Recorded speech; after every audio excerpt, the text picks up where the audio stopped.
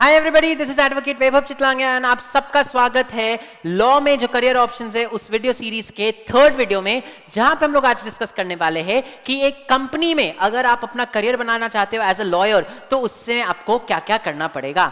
तो पहले अपने समझते हैं कि एक कंपनी में एक लॉयर का क्या काम होता है।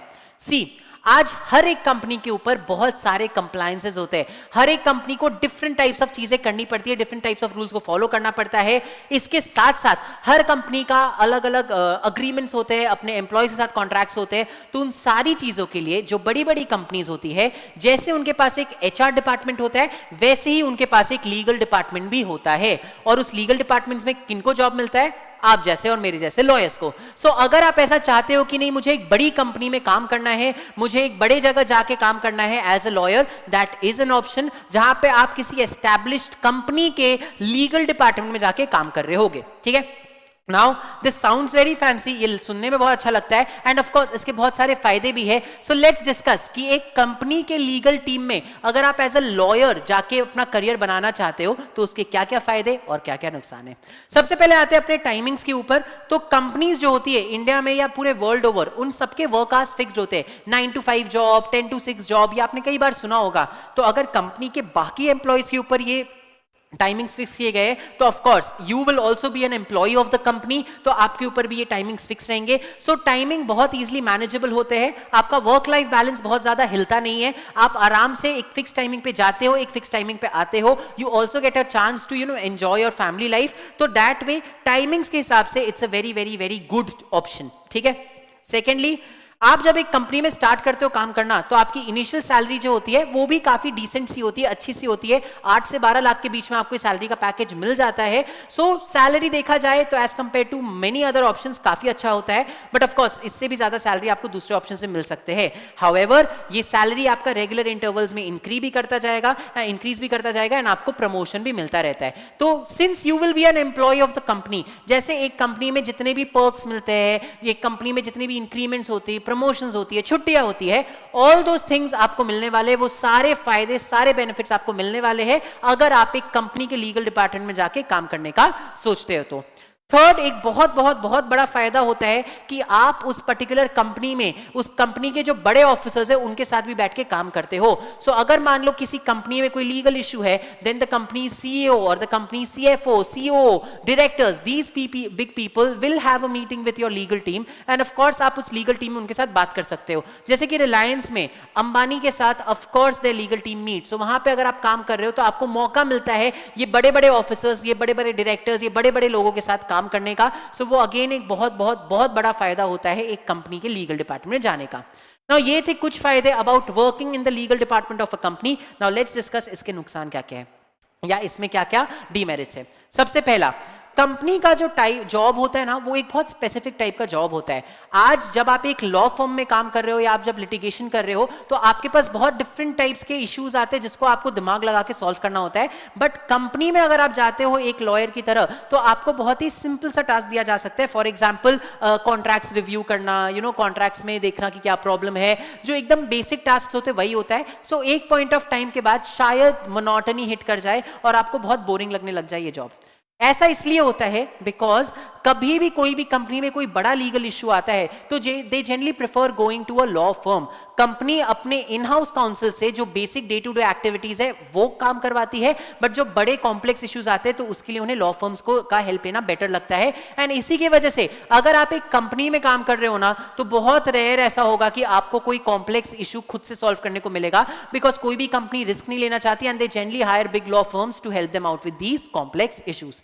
अनदर नुकसान जो होता है वो ऐसा होता है कि एक कंपनी का मेन काम लॉ से रिलेटेड नहीं होता, राइट। कंपनी में जो उसके दूसरे डिपार्टमेंट्स के लोग हैं उनके परफॉर्मेंस को भी देखा जाता है and you will be there just as an employ. So जो ग्रोथ आपके मेहनत पे आपको एक लॉ फर्म में मिल सकता है उससे कंपेयर कर तो कंपनी में जो ग्रोथ है वो कंपैरेटिवली धीरे होता है। जैसे एक नॉर्मल कंपनी का ग्रोथ होता है, एक नॉर्मल एम्प्लॉय का एक कंपनी में ग्रोथ होता है, वैसे ही आपका भी ग्रोथ होगा in a company. So that might be a little setback of working in a company. Next ये वाला तो एक अगेन यहां पे भी जो आपके लॉ फर्म में था, लॉ कंपनी में काम करना is a desk job, right. Desk job मतलब आपको सुबह से लेकर रात तक एक जगह पे बैठ के काम करना होगा, आपको हमेशा बैकग्राउंड में रहना पड़ेगा, you will not get a chance to come and negotiate deals in the forefront. तो अगेन डेस्क जॉब है, बैकग्राउंड में रहोगे, if that works for you it's should be good. And last ये चीज याद रखना कि आप जब भी खुद को लॉयर बोलते हो तो हर लॉयर को ये चीज का मन तो करता ही है कि वो कोर्ट में जाके आर्ग्यू करे।